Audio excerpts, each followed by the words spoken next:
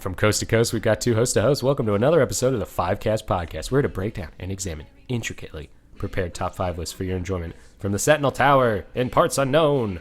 I'm your host, Tyler, and at Second Floor Studios in Hollywood, it's Ben Pearson. How you doing, Ben? Tyler, I'm doing great. I'm really enjoying your mood, your vibe, your energy. It seems very spacey and otherworldly. You're throwing in some booms and pows and some tremulos and what have you. Are you marveling at my interpretation of the intro? I am definitely content with it. DC, did you get that? Okay, definitely content. Okay. Yep. Ooh, that was a good one.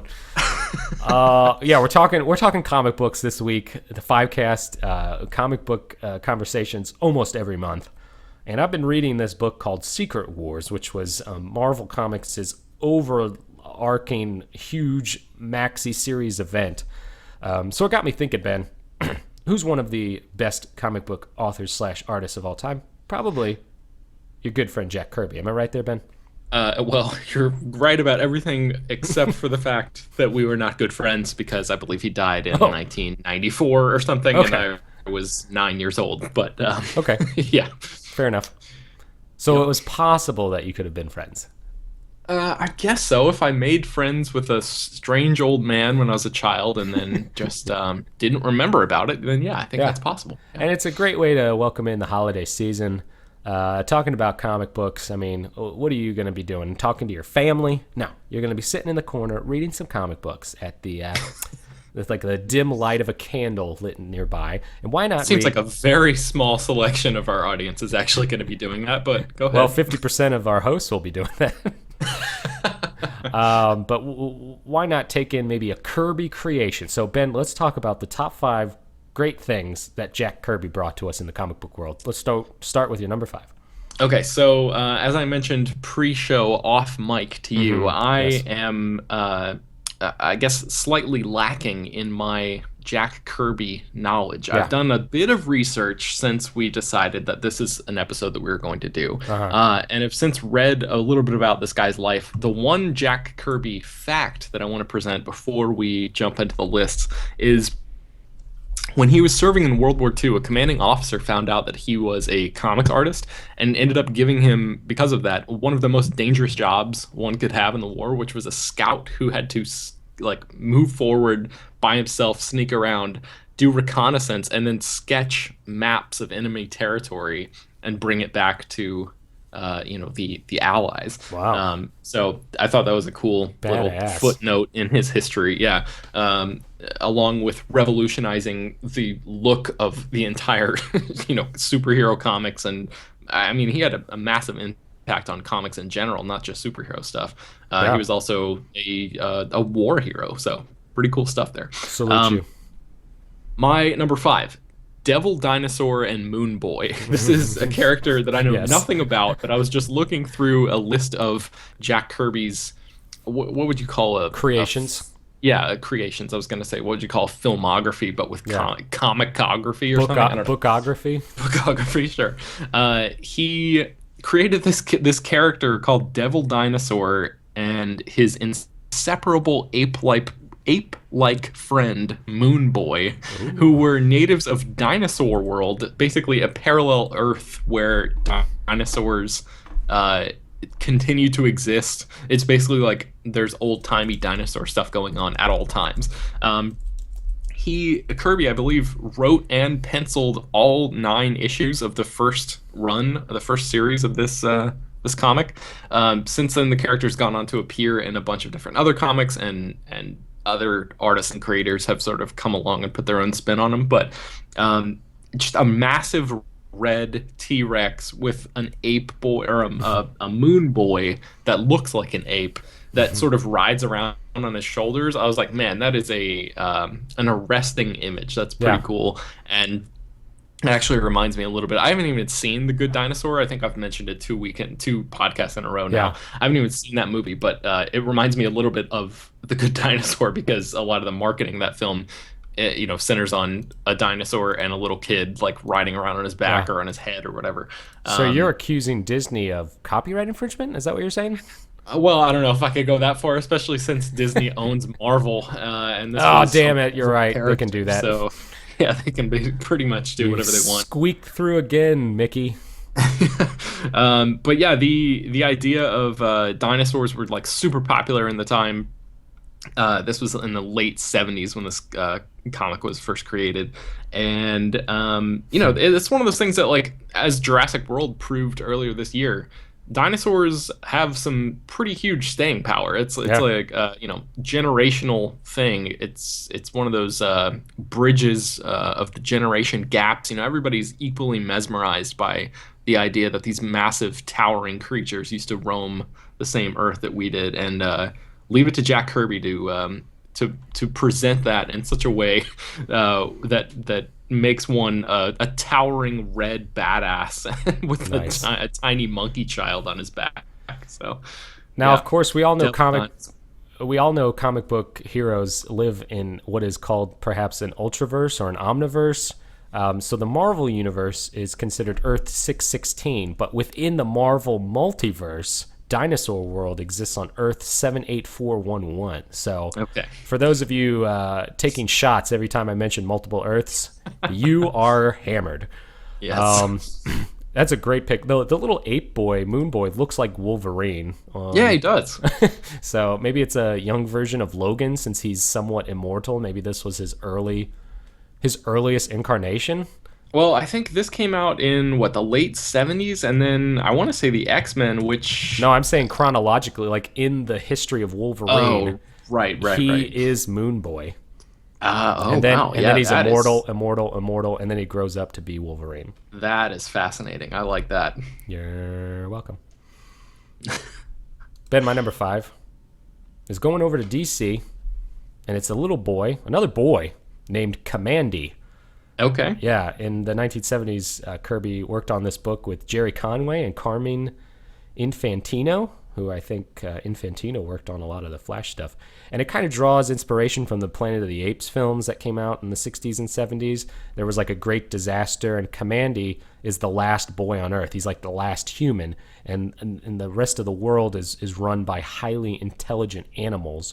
So there are like talking apes and tigers and all kinds of cool stuff. Like the Statue of Liberty is a relic of an old age. So it's very Planet of the Apes. It's very post-apocalyptic. It's very 70s. So it's got my name written all over it. Oh, and I would like to see maybe a collected series of this. And I will never speak to anybody as long as it takes me to read. However long it takes me to read that, I won't talk to anybody because I want to read the whole thing.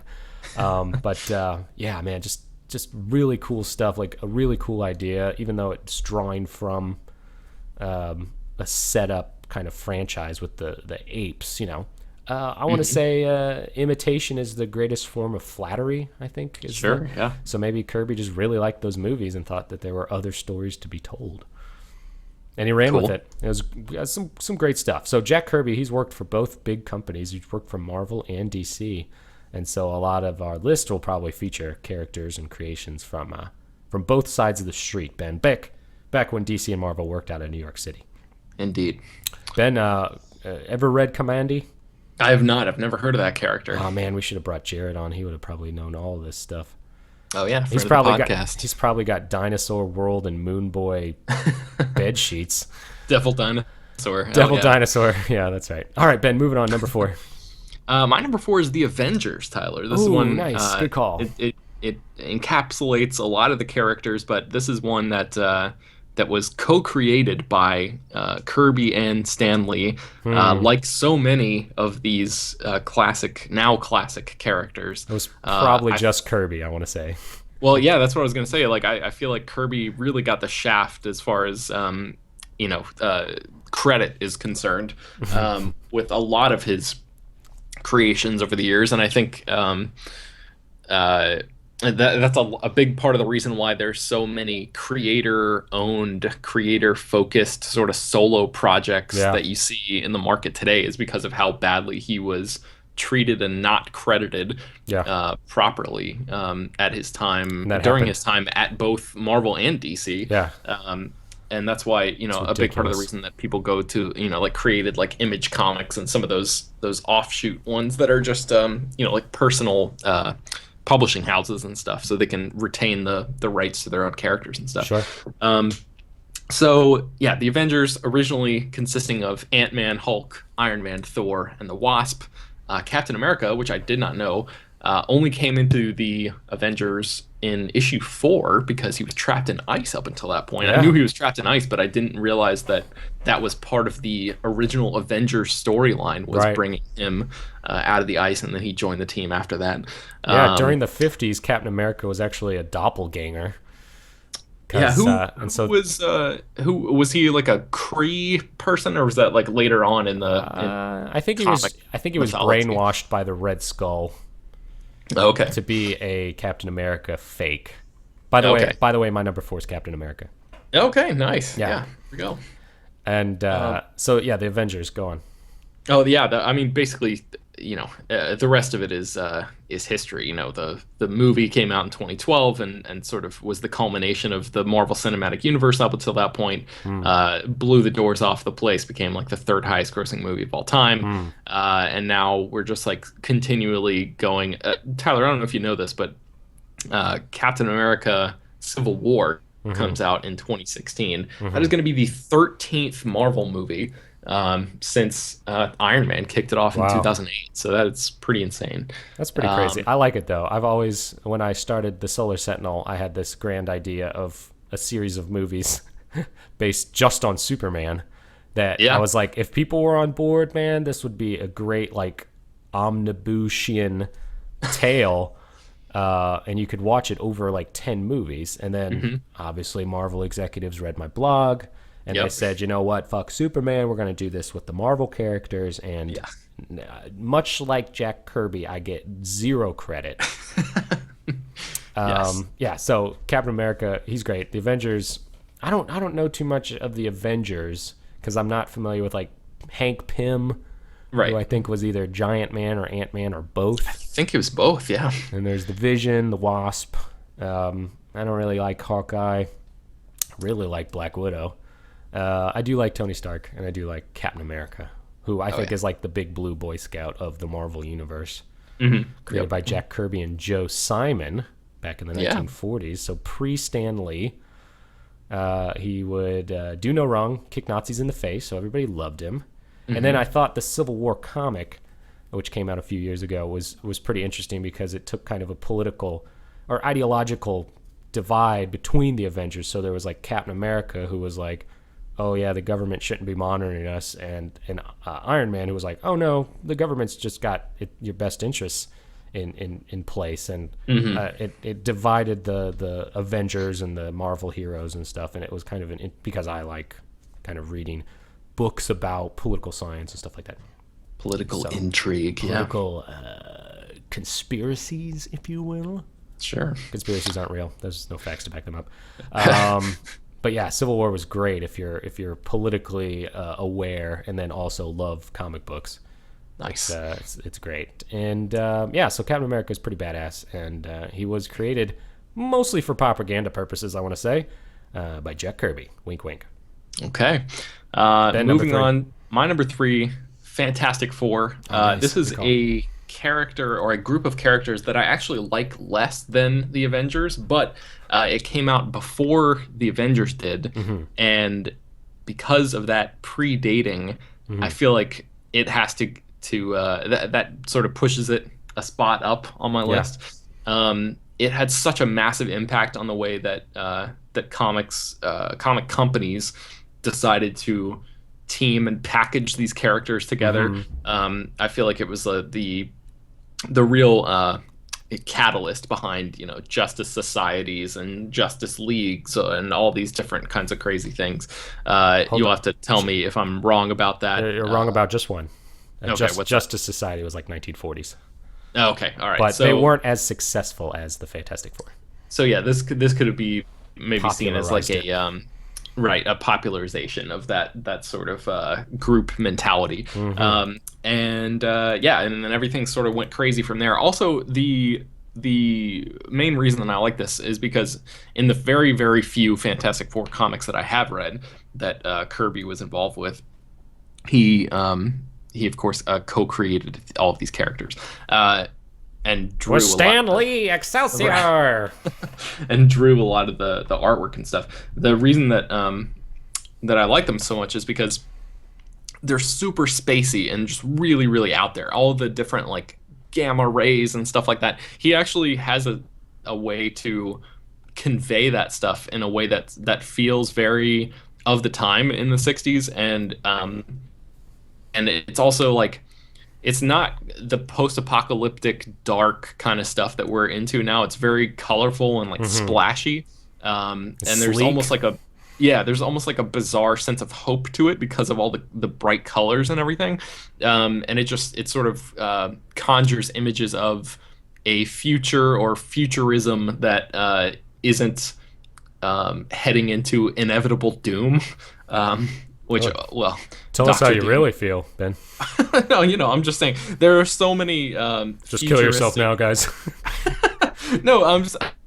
Well, that might be the sense that you get from watching things like sure. the Maze Runner and God knows whatever else, post-apocalyptic young adult novel adaptations Yep. you get these days. There's so much of that dark and dingy and like underwater and underground kind of mentality going on that it's sort of, I feel like it was crazy back in the time. Obviously, I don't know for a fact, but I feel like in the 60s it seemed like it was such a revolutionary time for American culture in particular, that, and having this with the space race going on and everything, having this sort of ideal to strive toward, and this sort of crazy out there colorful space family, not to mention the dynamics and stuff that were worked in between the four main characters.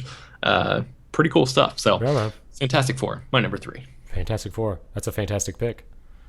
That's one thing I always liked about Marvel Comics, was kind of the sleek, futuristic, technological kind of theme to a lot of their comics. When, at DC it was like, oh yeah, I just happened to have gotten superpowers. But at Marvel it was like it was some kind of radiation or some kind of science experiment gone wrong. So there was always like some scientific experimental aspect to why they became superheroes. Like Captain America, it was a serum, like a medical thing. Iron Man was all tech.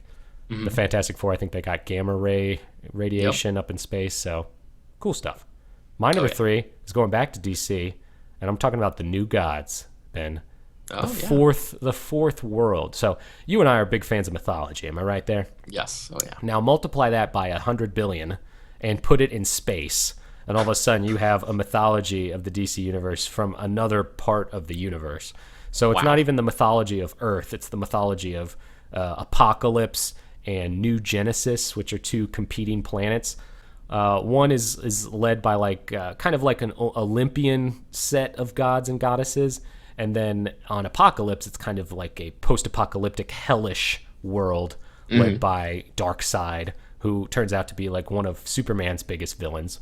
And then, so kind of, I want to say in like the 70s or so, he created this. And this all came out of his head. It was like his thing. So he had been working at Marvel like during the 60s, and then he came over during the 70s, and he was like, I still got ideas, guys. I don't need that. What's his name? Stanley? Don't need him. And they're just, I mean, a lot of it may have not been as popular because it wasn't Superman, Batman, Wonder Woman, but it was bizarre. It was kind of magical. It was very, very intricate. Like just looking at the art is not appalling, but it's breathtaking, I guess. Yeah. And Darkseid. I think Darkseid is one of my favorite comic book villains because he is just like, he does not give a shit, and he just wants to kill Superman. Like, and he's almost as powerful, if not more powerful than Superman.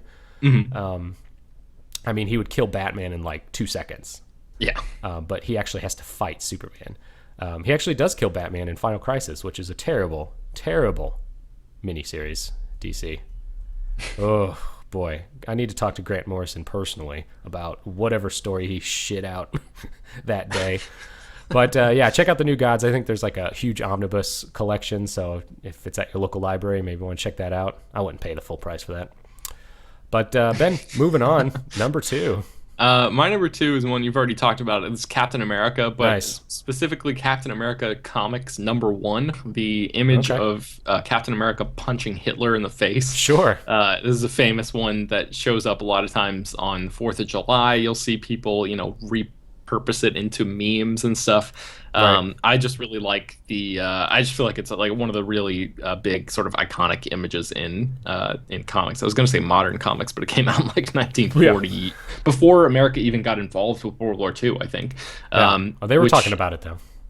Yeah, which seems like a pretty bold stance to take in retrospect. Him just going, creating basically, like you mentioned, a propaganda character and having him, roll into another country and beat the shit out of their leader. Right. It's like pretty serious stuff for what He was a fascist, ostensibly Ben. is a kid's comic, but Featuring Bucky. yeah, Captain America's young ally. And then, yeah, I like how it says they call Captain America the Sentinel of our shores on the cool. cover, so that's pretty cool. But yeah, you mentioned all the things that make Captain America great earlier on, and well, not all of them, but a good number of them. Yeah. And I wanted to add my number 2, Captain America punching Hitler right in the jaw. Captain America Comics number 1 cover. So Sure. there you go. Yeah, I just really love that character. I think he's much like Superman. He's a man out of time. The environment may become cynical, but he always tries to be straight and narrow. He does what's good for everybody. He doesn't. Sometimes he gets down about it, but he tries to keep that ideology and that philosophy in place of punching fascists in the face, helping out our troops, spreading patriotism, and being frozen for 20 years and then being brought back miraculously from the dead to join one of the most famous superhero teams of all time. Nice. I think the Avengers might be more famous now than the Justice League. I think you're probably right about that. Yeah, because I remember as a kid it was all Justice League, Superman, Batman, The Flash, Green Lantern, but now all of a sudden it's like, hey, anybody can join the Avengers. Yeah, that's how it is right now. We'll see what happens when Warner Brothers launches their DC interconnected set of movies, because there's going to be a lot of those in the next few years. Guess what? Superman doesn't have to take Batman's mask off to see who it is, right? He can just use true. He can just use his X-ray vision. I don't know why that wasn't in the trailer. Yeah, I don't know. He's just like, you're Bruce Wayne. I don't need to do all this. Right. Also, why are there military personnel in a tunnel? I don't know. Superman. I don't know. I doesn't think need that either. there's some speculation that that's not actually Superman. It might be like a Lex Luthor clone or something, which would That's be too soon. one of the. Yeah, I don't know. We'll see what happens with that. But Obviously, DC didn't read the Solar Sentinel back in 2006, or else they would have known better that the Superman clone doesn't happen until like Superman 7. yeah, Because you've gotten used to this status quo. Now all of a sudden, Superman clone. gotta build to that, man. Build to it, baby. My number 2, Jack Kirby was tired of drawing spaceships, Ben. So he drew a guy who moved cosmically around the universe on a motherfucking surfboard. Yes. Talking the Silver Surfer. We're talking Norrin Rad, who as a kid, I was not aware that his name was Norrin Rad. I thought it was just the Silver Surfer. And I thought he was like a cool bro. I thought he was like a guy from the U.S. that became the Silver Surfer. But he's actually from another planet, and he doesn't really connect with us. He's actually a, what would you call him? A herald. Yeah, an envoy. Yeah, he comes to Earth to warn the Fantastic Four about an impending doom. But he's really sleek. He has the power cosmic. He was really awesome up until they made Fantastic Four 2, The Big Cloud, which was oh man, I was so excited for that movie. I didn't I was okay with the first Fantastic Four. I thought it was pretty good. I don't know how people feel about that. Not the one from 2014 or 2015. I'm talking about 2006. We're talking Jessica Alba. We're talking Steve Rogers as the Human Torch. Yeah. We're talking your friend Michael Chiklis as the Thing. Yeah. And then that one other guy as Mr. Fantastic. And then they were like, oh, Silver Surfer's going to be in Fantastic Four 2. And I was like, great. This Fantastic Four series is going to last forever. Much like a child who finds out that the Power Rangers aren't real. my soul was crushed when I realized that that movie was not very good, and that the Silver Surfer was not portrayed as cool as he is in the comic books. But you never know, Ben. You never know, right? I mean, this new Fantastic Four series, I mean, we might see the Silver Surfer come back even cooler than he was in the in Fantastic Four 2, The Big Cloud. I don't know. There's something about Fantastic Four that it works so much better on the page than it does as a movie, as we've seen so far. But yeah, or maybe an animated series, perhaps a Netflix series for Fantastic Four. That'd be cool. The Fantastic Four 2015 does not exist in the Marvel universe, does it? Because it's owned by Fox. Not in the Marvel Cinematic Universe. That's correct. It's owned by Fox, right? Yes. But Jessica Jones and Daredevil, the TV shows, exist in the Marvel Cinematic Universe, correct? Correct. Because they refer to the Avengers New York debacle. Yes. All right. Okay. Yep. Interesting. I'm going to try to talk to Mr. Lee about that. Yeah. Ben, we've made it to number one. All right. My number one is, Jack Kirby. We've talked a lot about him. Badass guy. He's the man. I want to say reinvigorated comics. Let's say that. I don't know if that's accurate or not. Sure. But, in definitely the 40s and the 60s. Yeah, definitely put a pretty awesome spin on it. This is my number one is something that physically saved lives, and that is his concept art for the fake movie Argo, which I don't know if you know about this, Tyler, but if you remember from the movie Argo, the Best Picture winning I did not see. film. Oh, wow. Okay. So I do not remember it. Back in 1979, the CIA had to extradite hostages that were in Tehran, I think, or Iran. One of the I think Tehran is in city in Iran. Is in Iran. Yeah. They had to figure out a way to get CIA agents into the Middle East so they can extract hostages out of the American embassy because they were being held hostage there. Correct. So basically, what they did was they came up with the idea for let's create a fake movie and pretend to be Hollywood talent scouts, location scouts, producers kind of thing. Right. And we're going to go to the Middle East and say, oh yeah, we're just looking in this area to make this movie. So they took out ads in Variety and the Hollywood Reporter and built this whole elaborate facade of this production company that didn't actually exist. We're making this movie that didn't actually exist. And one of the big sort of key components that they used was concept art created by Jack Kirby for a real movie that was going to be made that never ended up happening. Oh, wow. Called Lord of Light, which was an adaptation of a Roger Zelazny novel, which I've never read. Sure. But it might be good. I don't know. It's good you know the author, though. Yep. And so they were going to make a movie and a theme park. So Jack Kirby created all these insane drawings, and you can actually see them if you go to io9.com or just Google io9 Jack Kirby Argo art. The images have been republished in color, and they look like psychedelic is the word they used in the headline, which is pretty accurate. They're really crazy looking designs, but I believe, as depicted in the movie anyway, these images were shown to foreign officials as a way to legitimize the fake operation, to convince them that, oh yeah, we are the people that we're saying that we are. And then ultimately people's lives were saved in the process. And all of that is, due to CIA ingenuity and some pretty awesome thinking. But a big part of the reason that whole thing worked was because of the really, really crazy and awesome artwork and concept art done by none other than Mr. Jack Kirby. So I feel like the one that physically saved lives that we can point to and have actual proof that this changed the world for the better. I feel like that's got to be my number one. So wait, did that CIA thing actually work? I thought the hostages. I think did they save just a few of the hostages, or because I want to say that when Reagan was inaugurated, the Ayatollah was like, you know what, let him go, and that was like this big deal. All it took was for Carter to leave office and all the hostages were let loose. I think they got I know they got a number of them out. I knew some of them were saved, but not all of them. Yeah. Okay. Like some of them got out. Yeah. Definitely some. Pretty interesting though.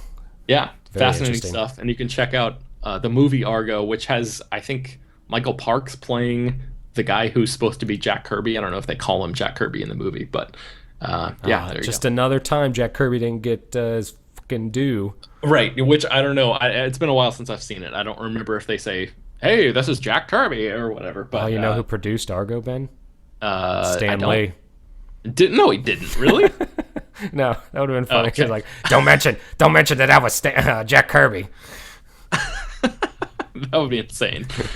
So yeah, that's my number one. What's your number one? My number one, he's the impending doom that the Silver Surfer is warning about. He's a world eater. He eats fucking worlds, Ben. It's Galactus. Yeah, that is a really badass concept for a character. Sure, Cap, his main villain is Hitler, but that guy died in a bunker. Commandy, he has his talking monkeys. That's not bad. But you got a guy who's planets tall in pink armor. You better check yourself, Ben, because this guy is dangerous. And the only guy that's really able to stop him is, of course, the Silver Surfer, tag teamed with the Fantastic Four. Mm-hmm. And then Galactus comes back every once in a while. In Secret Wars, he's actually one of the villains that this guy pits against the Marvel heroes, but he doesn't really give a shit. He just kind of walks around and looks for food. So yeah, Galactus is one of, I really love a good villain. And even though Galactus isn't really a villain, he's more of a natural force, I want to say. Right. He's still pretty cool. He's sentient, so he can make his choice. And he chooses to come back time and time again to try to eat Earth. But yeah, I think it's one of the greatest natural forces in comic books of all time. Top 5 comic book natural forces. Somewhere in there is Galactus.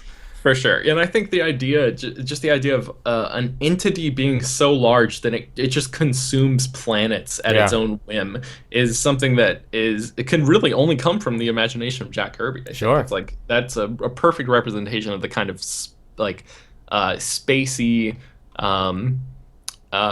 imagination boundary pushing kind of stuff that he was working on back then.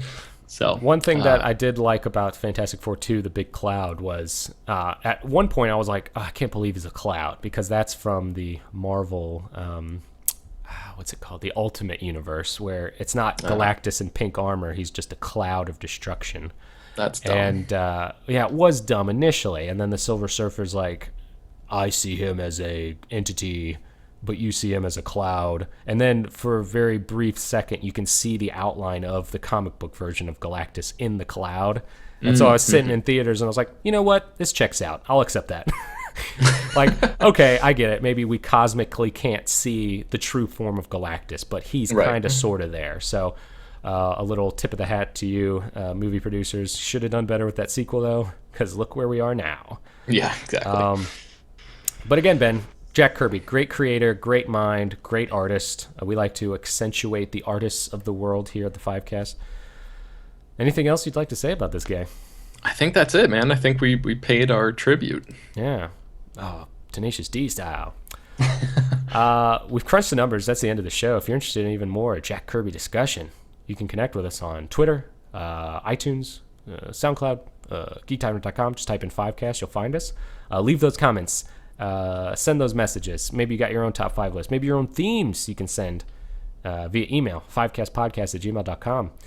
Ben, where can the Fivecasters find you, buddy? You can track me down at geektyrant.com. I'm writing pretty much every day there. Ton of reviews and stuff. You can find all my reviews actually at notjustnemovies.com if you want to do that.